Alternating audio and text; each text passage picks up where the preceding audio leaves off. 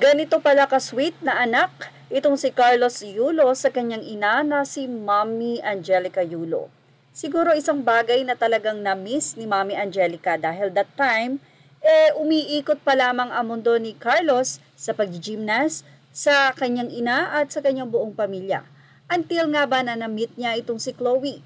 Anyway, mula sa naging Facebook post, madalas ay nag-uusap sila Carlos Yulo at ang ina sa kanilang social media kung saan spotted pa nga ang pagbati ni Carlos Yulo sa kanyang nanay at napaka-sweet ng kanilang conversation sa comment section. Mula kay Carlos Yulo, ito ay May 9, 2021. Happy Mother's Day sa lahat ng mommies out there at syempre sa superhero ko, Ma Angel. Salamat sa lahat-lahat, Ma. Hindi matutumbasan ng kahit anong bagay yung binigay mong pagmamahal at sakripisyong ginawa mo para sa amin. Ikaw ang pinaka-the best. Hehehe, I love you. Sa comment section makikita ang kanilang convo. Thank you, Be. Love you to the moon and back. Miss you always. Response naman ni Carlo, miss ko na din kayo, Ma. At see you in 212 months time. Isa itong patunay na mabuting ina si Mrs. Carlos Yulo dahil mismong si Carlos na ang nagbahagi nito sa social media. Medyo nadagdagan at naiba ang mundo ni Carlos Yulo nang na-meet si Chloe San Jose. Sabi nga natin si Carlos na mismo sa kanyang post nagpatunay na mabuting ina ang kanyang nanay.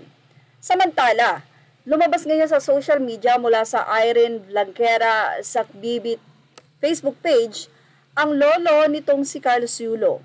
Ang unang nagmahal, nag-alaga at nagbigay ng atensyon, sakripisyo at oras at panahon para kay Carlos Yulo nung ito ay nagtitraining pa lamang ng bata pa siya. Narito ang nasabing caption ng Facebook page na ito. Ito pala ang lolo niya na nag-alaga at nag-inspire sa kanya ngayon bakit kasama na niya sa mga abroad at laban porke sikat na ang GF na. Tas pinag-aaway pa ang mag-ina. Ibig sabihin bad influence ang GF. At kung ganong klaseng anak si Carlos Yulo, mas pinapanigan ng GF. Walang kwentang anak siya. Parang gusto kong bawiin ang prayers ko sa kanya na manalo siya. Mabuti kung asawa na niya bago pa siya sumikat. Like Jinky Pacquiao, hindi pa sikat si Manny, asawa na si Jinky. But still di niya iniwan at pinabayaan ng magulang niya. Kasama sa mga laban niya. I hate yung mga asawa or GF na sanhi na pag-aaway ng mga magulang. Bad influence at greedy.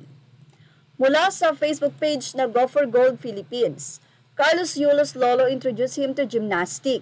Yan po ang naging bahagi ng Facebook page. Rodrigo Frisco, Carlos Yulo's grandfather, was one of those who helped Yulo get started in the sport, taking him to the nearby Rizal Memorial Complex to see if he took a liking to gymnastics. Alaga ko siya buhat ng pinanganak. 7 years old, dinala ko siya dito sa Rizal Memorial Sports Complex dahil tumambling ng tumbling doon sa lugar namin. Yan ang kwento ni Mang Rodrigo. May nagsabi sa akin na dalhin ko dito sa gymnastic. Natanggap naman sila. Yun na yung start. Yan ang naging pahayag ng lolo ni Carlos Yulo.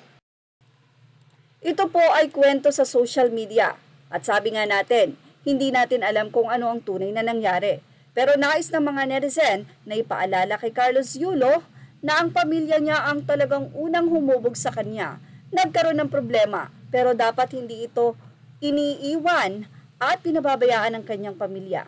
Ang kanyang nanay ay patanda na, ganun din ang kanyang ama. Ang kanyang mga kapatid ay kailangan ng suporta, hindi naman ipinapasan sa kanya. Pero kung maluwag ka na sa buhay, wala ka pa namang anak, bakit hindi mo tulungang maging successful din ang iyong pamilya?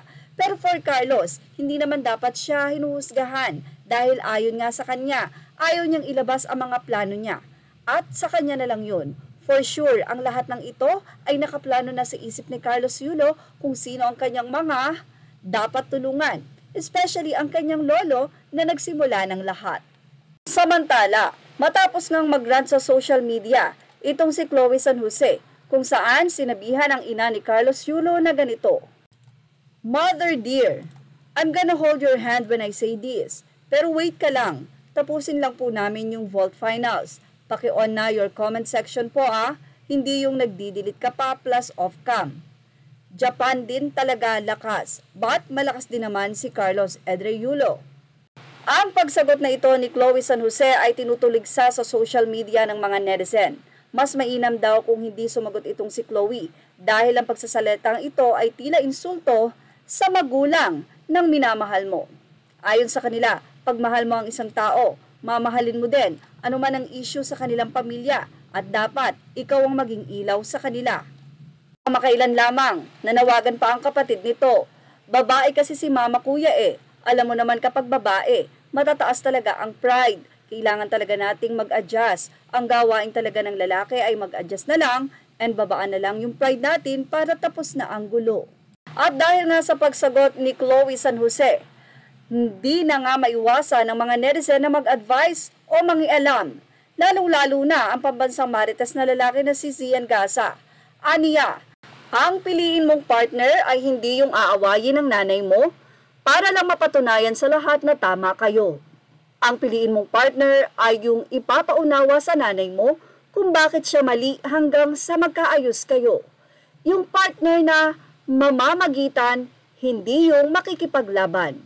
Kasi tuwing nagsasabong ang dalawang magbiyanan, ang collateral damage niyan ay mental health mo.